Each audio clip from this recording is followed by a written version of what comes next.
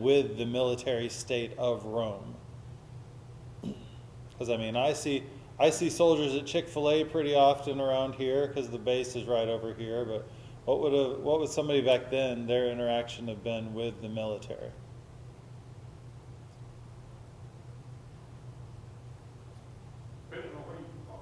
Yeah.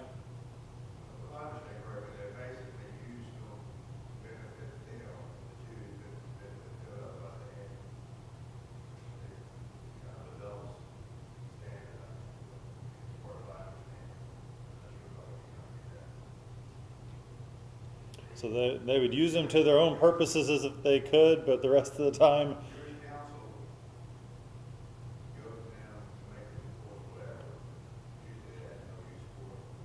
Yeah.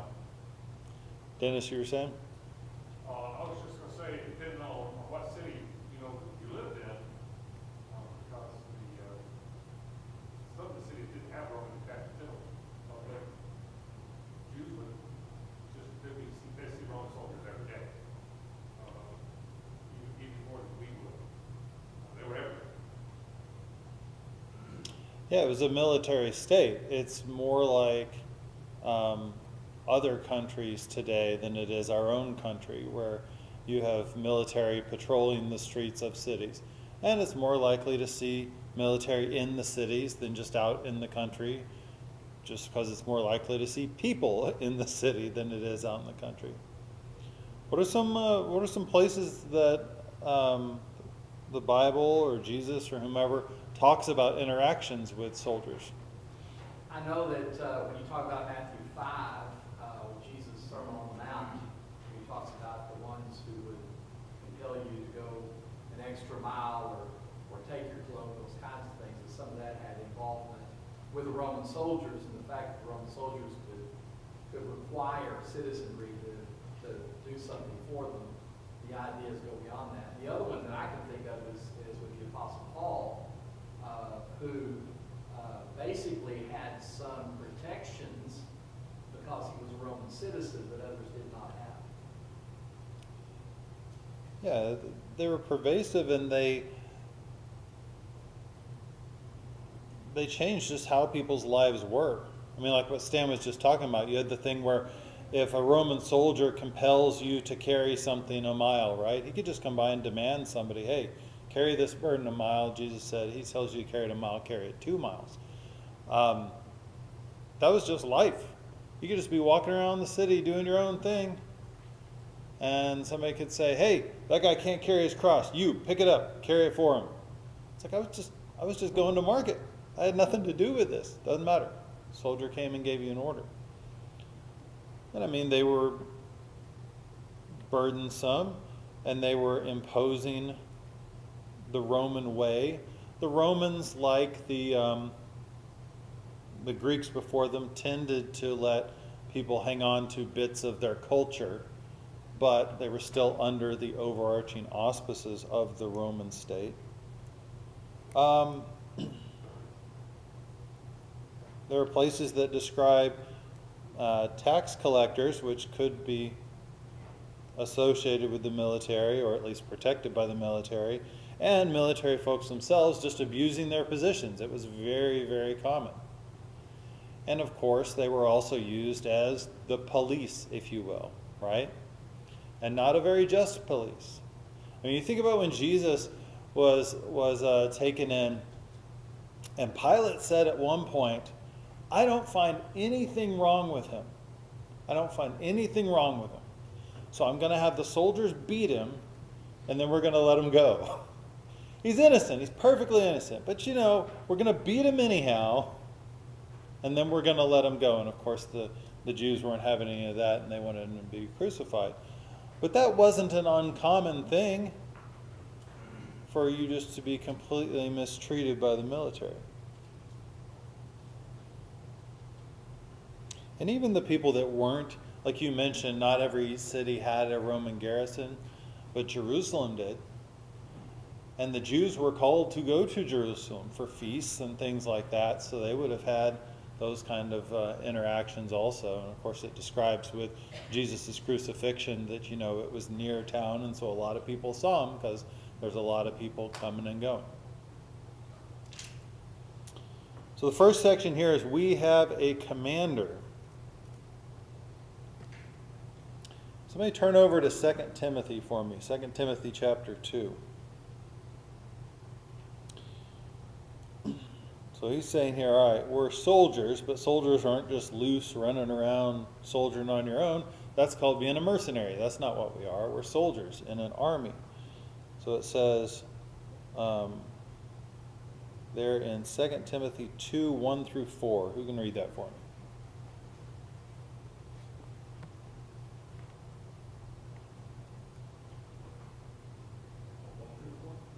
Dennis has it. You therefore, my son, be strong in the grace that is in Christ Jesus. And the things that you have heard from me among many witnesses, commit these to faithful men who will be able to teach others also. You therefore must endure hardship as a good soldier of Jesus Christ. No one engaged in warfare entangles himself with the affairs of this life, that he may please him who enlisted him as a soldier. I don't know that we often think about it like that when we're thinking about soldiers. Thinking about the suffering hardship of being a soldier. What are some of the suffering hardships of being a soldier?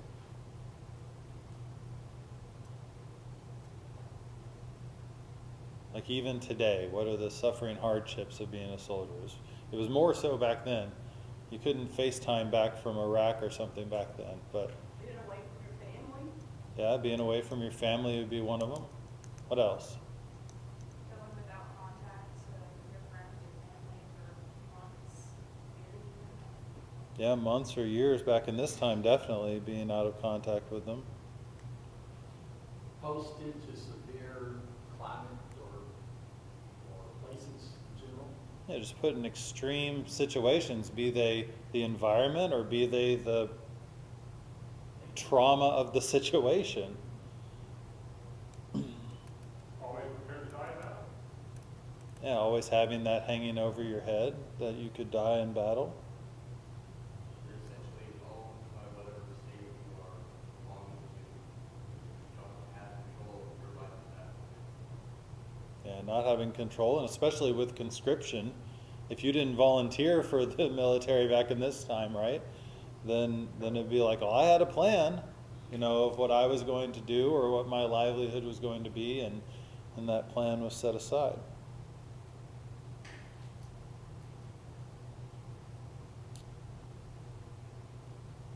Let us read over in Matthew 8.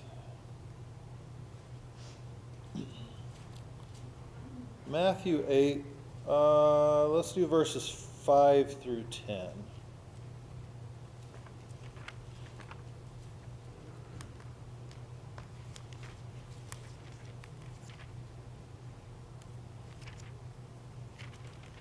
Who can read that? You don't have to raise your hand, just start reading. Now when Jesus had entered Capernaum, the centurion came to him, pleading with him, saying, Lord, my servant is lying at home paralyzed, dreadfully tormented. And Jesus said to him, I will come and heal him. The centurion answered and said, Lord, I am not worthy that you should come under my roof, but only speak a word and my servant will be healed. For I am also a man under authority, having soldiers under me.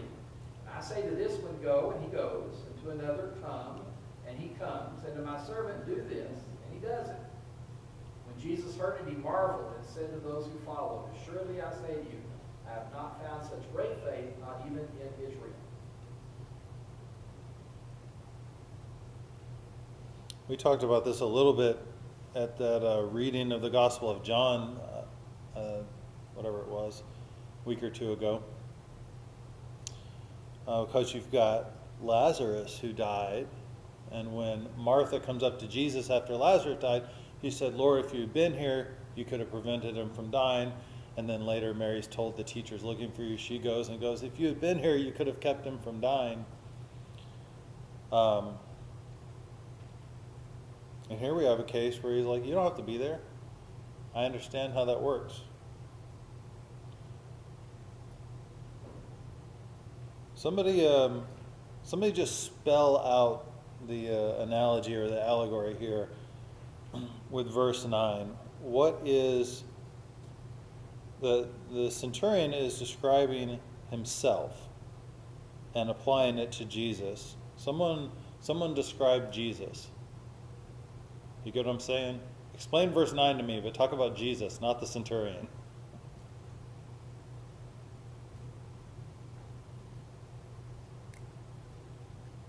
Is it a confusing question? Jesus didn't operate like that. He didn't operate like a military man. He was the heart of men. All him for who he is. Centurion, unusual thing to me here is the centurion's concern for the slave. That is a peculiar situation.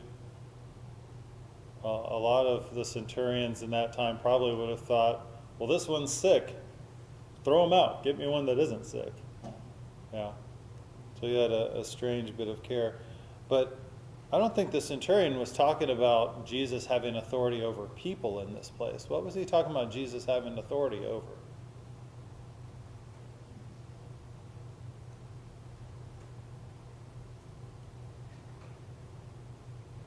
He didn't order the slave to do something. Yeah, what were you saying?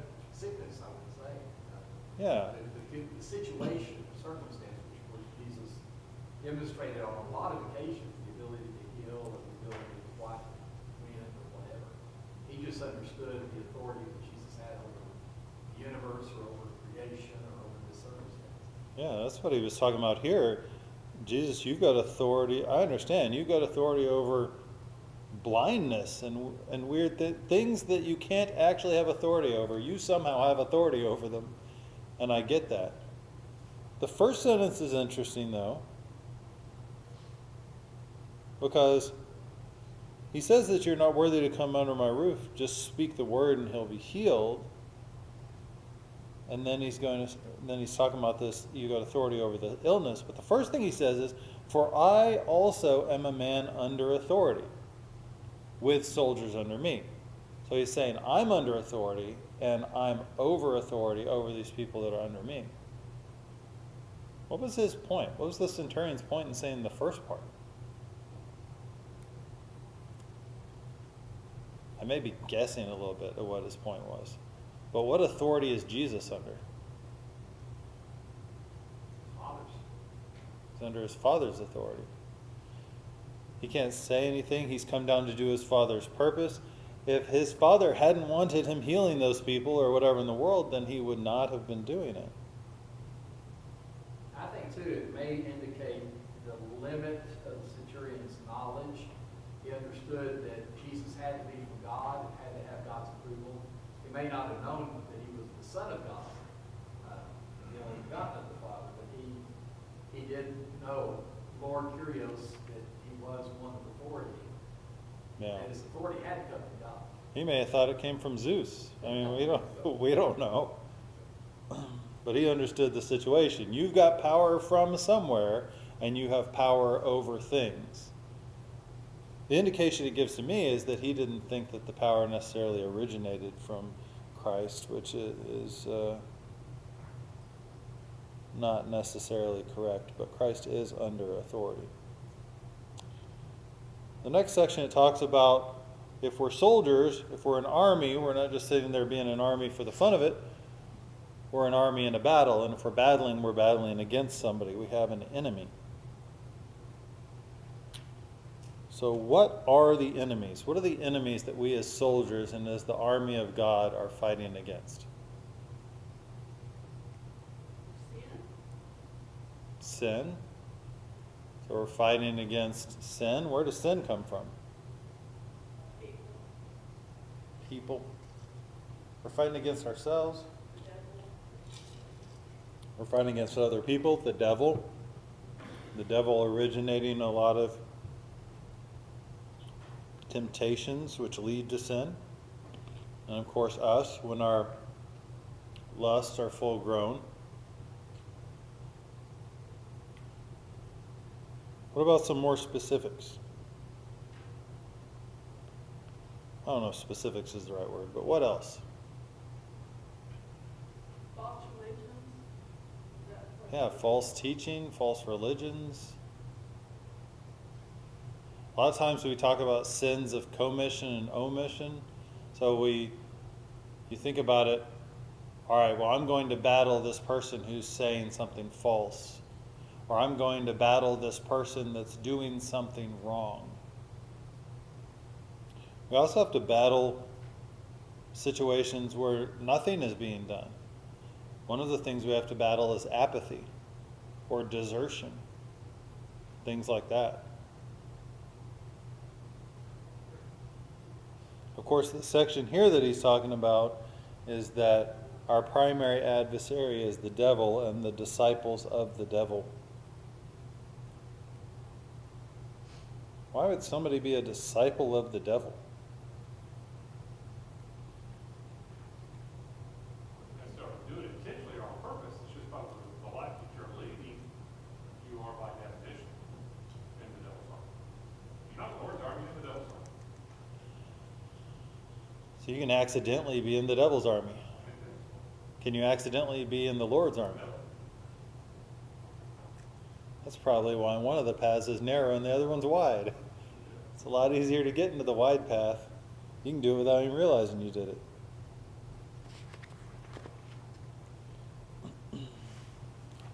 Let's read 2 Corinthians chapter 2, verses 8 through 11.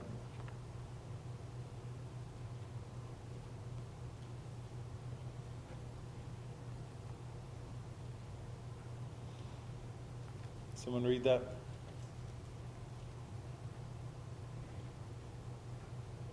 Therefore, I urge you to reaffirm your love to him. For this end I also wrote that I might put you to the test whether you are obedient in all things. Now, whom you forgive anything, I also forgive. For if indeed I have forgiven anything, I have forgiven that one for your sakes in the presence of Christ, unless Satan should take advantage of us, for we are not ignorant of his devices.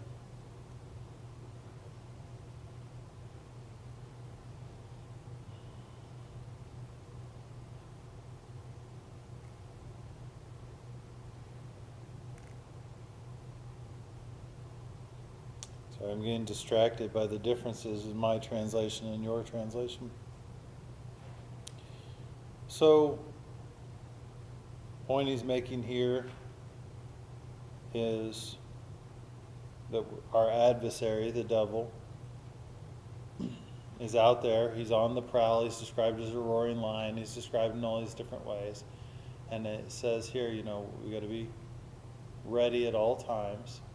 And it says specifically here in verse 11 that we are not ignorant of his schemes. What are his schemes? What does Satan try to use against us? Anything and everything. Weaknesses of the flesh, doubting, Lying. weaknesses of the heart. What'd you say? Lying? Lying. Yeah. Pride, Bitterness and anger. bitterness, and anger. He's got a lot of tools. We'll talk about the armor of God here in a minute, but he's got a lot of tools. The fiery darts of the devil. I like the first answer, anything and everything. What are some things Satan has used that you might not think he would use? Either in your personal life or just something in the Bible that aren't necessarily obvious to begin with. Friends and family. He can even use something good, the love of your children. We talked about in the first lesson, whoever does not hate his mother and father. And we said, all right, it doesn't mean hate. It means that your love for God has to be so much more. By comparison, this love is nothing. Well, he was describing a real problem. If this love supersedes and you start doing things that are wrong or not good, You know, how many times have we seen a situation, well, I just can't do that, you know, I love them too much. And it's like, but you're helping them on the road to destruction. Because you don't want to hurt them. I don't want to hurt your feelings and tell you that you don't know how to navigate. So I'll just let you drive off the cliff.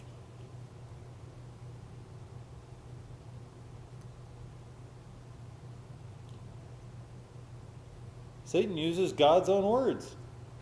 He did it in the garden. He did it with Jesus. Use anything and everything. He'll use the Bible. He'll use anything. I like that phrase in the final paragraph on it. He doesn't fight fair. Oh, yeah. Yeah. And when you think about a war situation, like even if you watch, what's it called?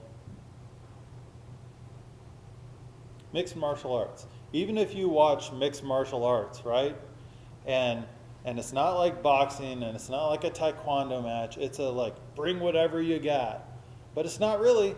They still got a few rules, right? Not allowed to gouge people's eyes out and crazy stuff like that. But you are in war. And it turns out in the heat of the battle, nobody's actually thinking about the Geneva Convention. Nobody's sitting there going, well, that wasn't fair. It's like, well, but you're dead and I'm not.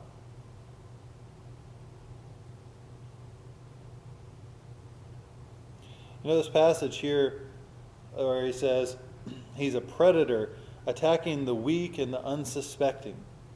He disguises himself and his true motives. You know, get me thinking about camouflage and sneaking up on people and picking people off and stuff like that. But there's this I'll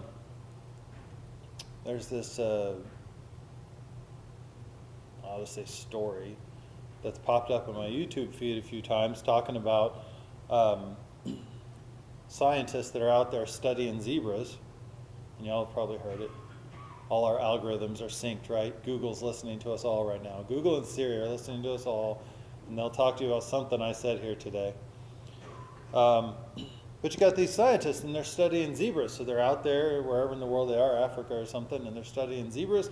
And so they go, and they're like writing down this stuff. It's like, all right, well, this zebra, you know, seems to be doing this and thus, and they write it down, and they look back up. Oh, man. Which zebra was it? And they don't know, because that's where zebras get their camouflage, right? They're camouflaged against the herd. They're like, well, how can we study this? How can we be like, well, this zebra always does this whenever they get to a body of water, if we can't figure out which zebra is which? So they go out there and they tag them. They either put a tag in their ear like you do with cattle or whatever in the world, or they put like a bit of red paint on one of their haunches and whatnot. And then they don't study that animal, because that animal is dead. Because the lions or whatever come and kill it, because they've messed up its camouflage. And it turns out that they learned something by accident about lions. That lions don't go and pick off the weak or the infirmed. They pick off the ones they can identify. That zebra has a limp, I can follow that. That zebra is going to die. That zebra has a red mark on its haunch, I can see that, I can follow that. That zebra is going to die. That zebra is off by itself and not part of the herd, I can see that. That zebra is going to die. Well, Satan works the same way. If you're by yourself and don't have the support of the herd, you're a lot easier to pick off. If you're not staying healthy, you're a lot easier to pick off. If you identify yourself as something that might not quite fit into the group, you're easier to pick off.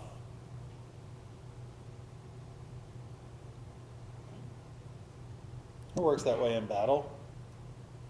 It's easier to snipe individuals on the battlefield. If you've got a group of people and you snipe somebody in that group of people, you've given away your position. Now I'm talking too much. Let's move on. I'm supposed to let y'all talk more. I'm not going to go over this a lot. We've gone over the armor a ton of times. I've been going over the armor since I was 4. In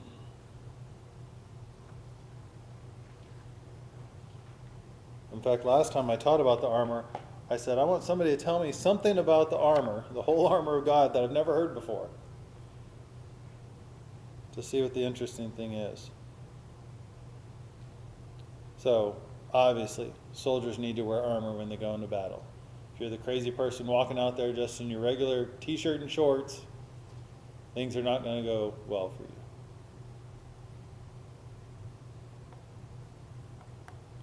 But being in the army, being soldiers, being in this constant battle is a way of life. We talked about that back in the previous lessons too, and like with the athletes and whatnot. It's a way of life. If you're just casually doing a sport, you're not going to win the Olympics. It's a way of life. So how does wearing this and having this and being mindful of this all the time, how does that affect your life? Okay, yeah, when you're actively in battle.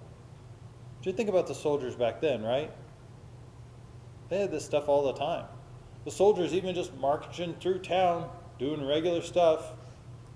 I'm just walking through town, watching this convoy or having this guy carry my pack for a mile or whatever in the world. They always had their armor. They always had their weapon. But it was more than that. It was a way of life. So how does this being a way of life affect us? Well, we're less likely to let Satan in if we're constantly on the lookout for where that he can do that. He can get us anytime.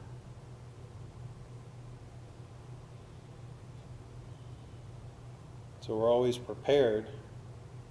It's not a I have to put this on real quick kind of thing. Do you ever take your armor off? Are you ever like, I'm exhausted. I need a moment to just sit back, recuperate. Seeing that it's a metaphor, you shouldn't, but not even a shower. But yeah, it is quite often. There's an interesting thing about concealed carry. I've gone through the class and all that, and one of the things that becomes obvious to me is some individuals are so dedicated to this way of life and looking at it is the gun is the first thing they put on in the morning, the last thing they take off at night. It's never far from them. They go to take a shower, it's right there. Every single thing, because at any point in time, even when you seem to be the safest or feel yourself safest, you're still somewhat vulnerable to invasion or other problems, and they just never want to be without a weapon to defend themselves. And I think that's kind of the attitude that we should have with regard to the armor, is we should never, ever be without it. It is to be a constant companion of us at all times, or else we're vulnerable. Yeah, we're on the battlefield all the time. It's not like we're on leave and it's like, all right, I don't have to wear my full set of gear when I, whatever, go to the beach with my family or something like that. Another thing, Justin, is those centurions back in that day, they fought most of their armor. It wasn't given distributed by the military. They went out and fought their shields and their breastplate and their sword. And so they could go out and fight as you would say you could mine, but then they were like to die. So what was fine is they would go out and buy the best thing that they could afford, and then they would slowly but surely upgrade their armor and their weapons as they went along, earned more money and got better ranking. Yeah. Yeah, definitely. And it wasn't the most expensive or the shiniest or the whatever in the world. They were looking for what was effective, what was going to keep them safe, what was going to be usable as a weapon. I mean, you see in discussions, or I guess even movies of this time, or in World War I or World War II, what do you do when you're out on the battlefield? You don't neatly get everything together and set it to the side and put your pajamas on and lay down in your foxhole and whatever in the world. They're sleeping with their gun, or they're sleeping with their sword and stuff like that. And if something goes down, it's there, it's ready. They're good to go. Also in a army culture, especially if the culture is, it's not just I'm in the army over here, it's truly a way of life, it ends up being something that is part of the family. Where the kids are learning to use swords at young ages, where the fathers spar with the sons to teach them how to operate things. Same type of thing here. We should be training one another. We should be working with one another. The next sections we must train, but it applies to like with our children also. If you're going to church every week and your kids are in Bible class and stuff like that, and it's like, well, that should take care of them. Off to the real world, off to college. They'll probably have all the training and equipment and know how to wield the sword, and they'll be fine out there. You are very likely to be disappointed. It is, unless that discipline has come inside themselves to become a disciple, and they've been training themselves, they're not going to be ready. And so we need to look at doing that training with the sword, with the shield, how to have your armor put on correctly. That was something somebody made a point in a sermon one time with this. It was like, if you don't put your breastplate on correctly, there are going to be gaps that swords can get into. So what does it mean? But we don't want to carry the metaphor too far today. I'm actually remembering to change the slides this time. I'm so proud of myself. Next section, we must train. So this is interesting. He talks about boot camp, exercise, training, drills, stuff like that. Do we run drills? Do we run drills here at Westside? What kind of boot camp or drills or stuff like that do we have?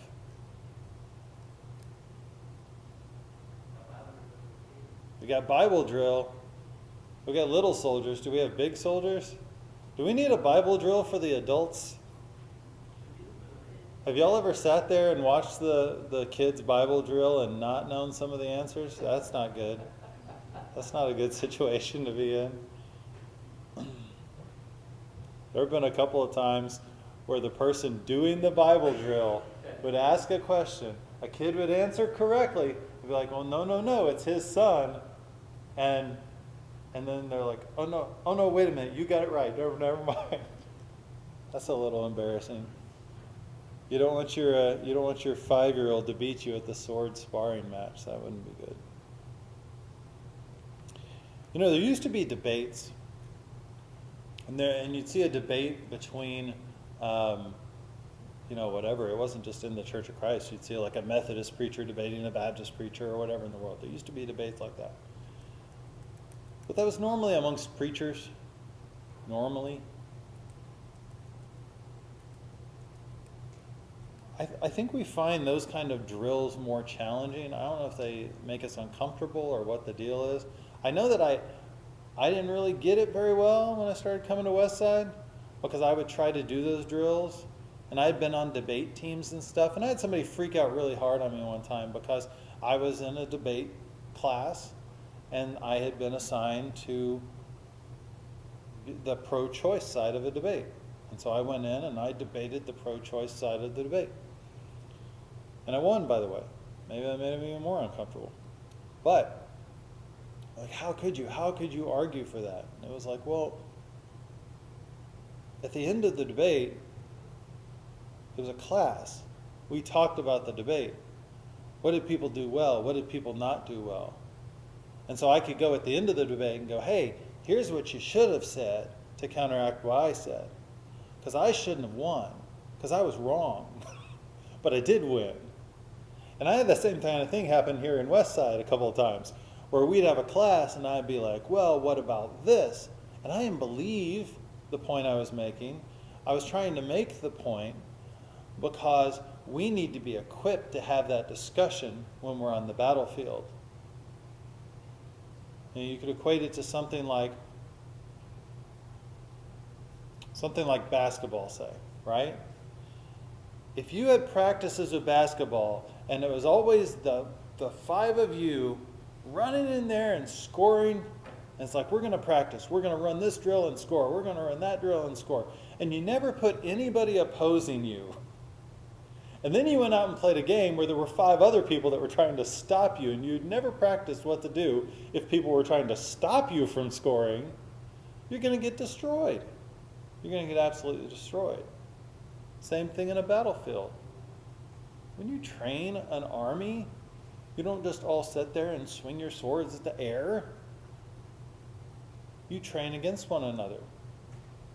It's kind of like with the children and going to college. If they've never learned how to have those discussions or to fight that battle or to use that sword, they're going to be in trouble.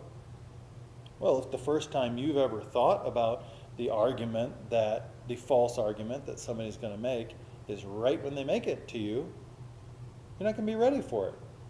You're not going to know off the top of your head how to respond to that. Especially with the tricks of the devil, right?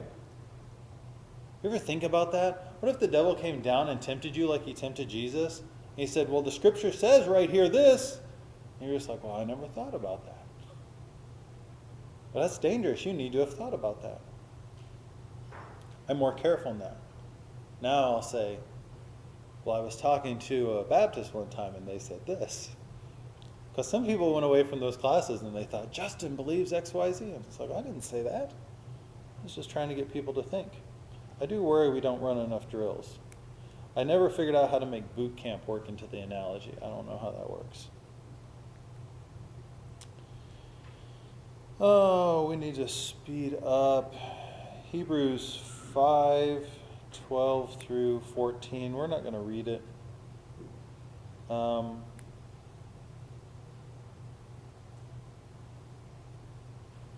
You get the passages that are talking about, this passage is talking about you need to be skilled, right? You guys ought to be teachers, but now I got to teach you the rudiments of what's going on. You should be able to eat meat by now, and all you can have is milk. Like, you're not to the point that you're going to be. Well, obviously with our analogy here, what happens, right? If you have the meat eaters go up against the milk drinkers in a battle, who's going to win? You know who eats meat? Satan. Satan eats meat. He's ready for battle. I would think that in the drills and training, I agree with you, it's very much needed. I have opportunities occasionally to address error right ahead, head to head with the one who's promoting the error. I never feel comfortable in that. Never feel fully prepared in that. Always feel like I need to go back and do some more studying and working to make sure I get it right and do a good job. But one of the ways we talk about drilling for it is being able to wield the truth against error. The more you know the truth, the better you know the truth, the more likely it's going to come to you how to deal with that. I think that's something that Jesus had as an advantage during his temptation. That it is written, he always had at his beck and call the answer to the argument. There is a need to be able to recognize what the answer is, but the more knowledge you have, the better able you're going to be able to accomplish that. So part of the training is studying meditation. Yeah, I mean, you see that when you're learning to use like a sword, or you're learning martial arts techniques or stuff like that, where you're presented with somebody attacking you in a way that you've never seen before, but you are so familiar with the sword, or you're so familiar with the martial art, it's like, well, I've never seen that before, but out of my toolbox of skills that I've developed over time, here's what I would use in this situation, even though I've never seen it before. A lot of times when people come with arguments about how we should live life, or arguments about the Bible, and you're just like, well, I've never heard that before, but I don't have to have heard that before, right?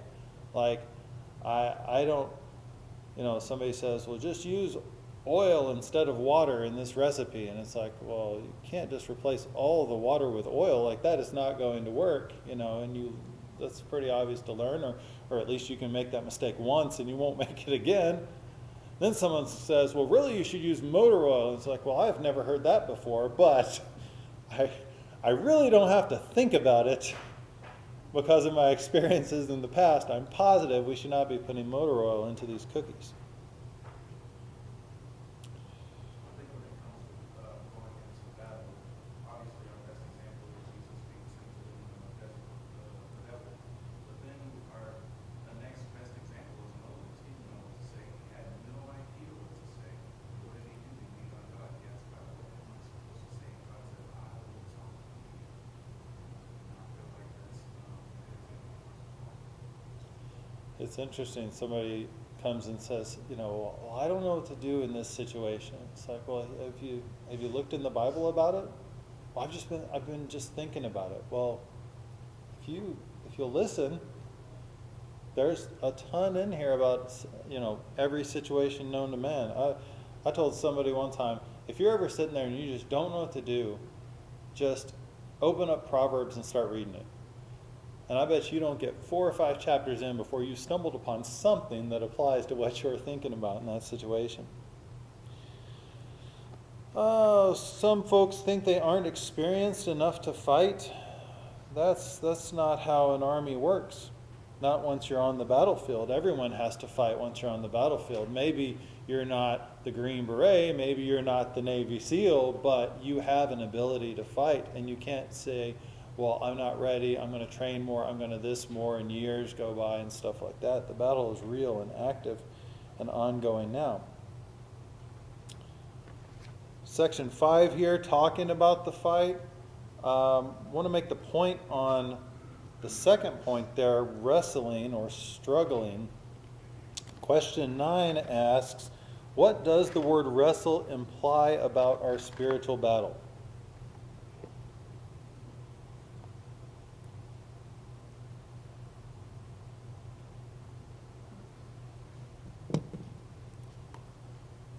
It's the difference between one-on-one, hand-to-hand combat versus lobbing truth bombs with it. I like that. We're not range warriors. Right. We're not running predator drones from halfway around the world.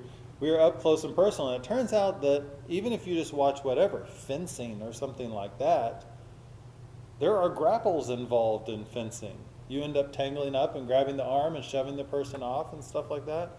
It's not just swords hitting one another. That's not the battle. It's a rough and tumble wrestling, messy kind of battle. I'm going to read real quick 2 Corinthians 10, 1 through 6. Now I, Paul, myself urge you by the meekness and gentleness of Christ, I who am meek when face to face with you, but bold towards you when absent, I ask that when I am present, I need not be bold with the confidence with which I propose to be courageous against some who regard us as if we walked according to the flesh. For though we walk in the flesh, we do not war according to the flesh. For the weapon of our warfare are not of the flesh, but divinely powered for the destruction of fortresses. We are destroying speculations and every lofty thing raised up against the knowledge of God, and we are taking every thought captive to the obedience of Christ, and we are ready to punish all disobedient whenever your obedience is complete. That is a great passage to talk about our role as a soldier. We are constantly active. We are warring according to the Spirit. That's what our weapons are, and they are powerful, and we must use them to destroy. He actually uses the word destroy there. He says that we must humbly correct people so that they can come to their senses and escape the snare of the danger. That's true, but sometimes you're dusting off your feet, right? Sometimes Jesus came to battle with the Pharisees, and he wasn't really looking to change their mind in that moment. He was looking to stop them from hurting other people. And of course, the sword of the Spirit cuts to bone and marrow. It pricks people's hearts. It's going to hurt them if you're using it right. But if you're using it right, it will do good. All right. Thanks, everyone. Next time we will be talking about discipleship and comparing that to being clay in the potter's hand.